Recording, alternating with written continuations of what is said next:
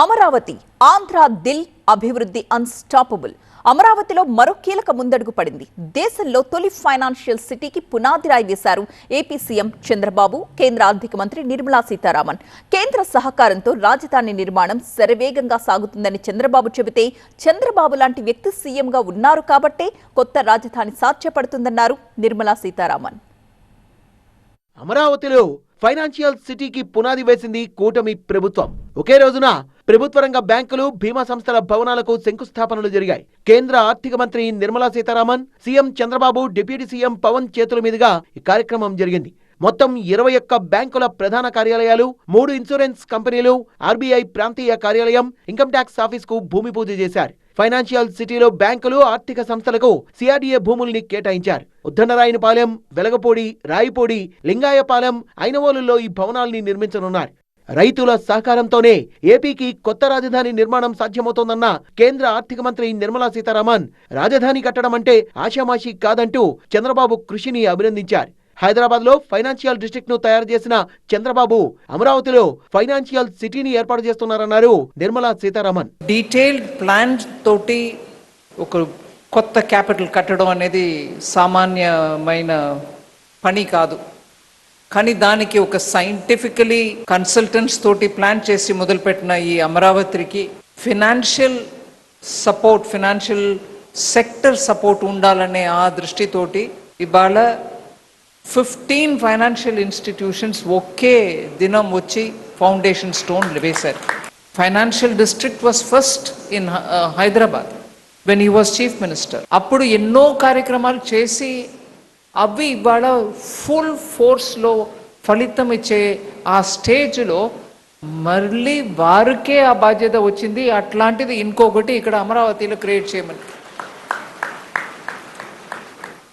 దాని గురించి మనం గర్వపడడానికి చాలా కారణాలు ఉన్నాయి.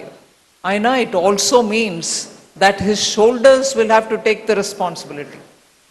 అట్లాంటి రెస్పాన్సిబిలిటీని మోసుకెళ్ళి డెలివర్ చేయడానికి అంత ఎక్స్పీరియన్స్ వారికి ఉంది కాబట్టి I'm very confident that it will be very soon realized as a very good robust capital for a very prosperous state Andhra Pradesh. My good wishes. కేంద్ర మంత్రి నిర్మలా సీతారామన్ చొరవతో రాజధాని పనులు చకచకా సాగుతున్నాయన్నారు సీఎం చంద్రబాబు. ఒక ఇంపాసిబుల్ థింగ్ ప్రారంభించాం. పనులు స్పీడప్ చేసే సమయంలో గవర్నమెంట్ పోయింది. 5 ఏళ్ళు విధ్వంసం జరిగింది. మళ్ళీ ఈ గవర్నమెంట్ వచ్చిన తర్వాత మొట్టమొదటిసారిగా ఒక మాటలో చెప్పాలంటే మాకంటే స్పీడ్గా 15,000 కోట్ల రూపాయలు అమరావతికి డబ్బులు ఇవ్వడమే కాకుండా పన్నులు ప్రారంభించమని భరోసా ఇచ్చిన వ్యక్తి నిర్మలా సీతారామన్ గారని చెప్పి నేను మీకు తెలియజేస్తున్నా. దేశంలోనే ఫస్ట్ ఫైనాన్స్ సిటీ అమరావతిలోనే కడుతున్నామన్నారు చంద్రబాబు. 1334 కోట్లతో ఈరోజు ఇక్కడ ఫౌండేషన్లు వేసుకున్నాం.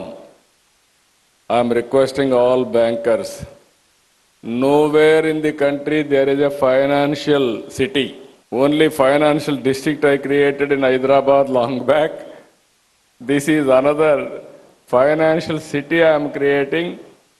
This is the first of its kind, one place, all banks and also financial institutions are coming here. Ventilator మీదున్న ఏపీ ఆర్థిక వ్యవస్థను కేంద్రం సహాయంతో గట్టెక్కించామన్నారు సీఎం చంద్రబాబు. బైఫర్కేషన్ అయ్యింది. నూతన రాష్ట్రం, అగ్రికల్చర్ ఎకానమీ, అర్బన్ పాపులేషన్ లేదు, అసలు రాజధాని లేదు. నాలెడ్జ్ ఎకానమీ కూడా హైదరాబాద్కే పరిమితమైంది. ఆ సందర్భంగా ఇక్కడికి వచ్చినప్పుడు ఎక్కడికక్కడ ఏ విధంగా ఇవన్నీ బ్యాలెన్స్ చేయాలని 10 సంవత్సరాల మునుపు జరిగిన బైఫర్కేషన్, తర్వాత ఫర్దర్గా జరిగినటువంటి డ్యామేజ్.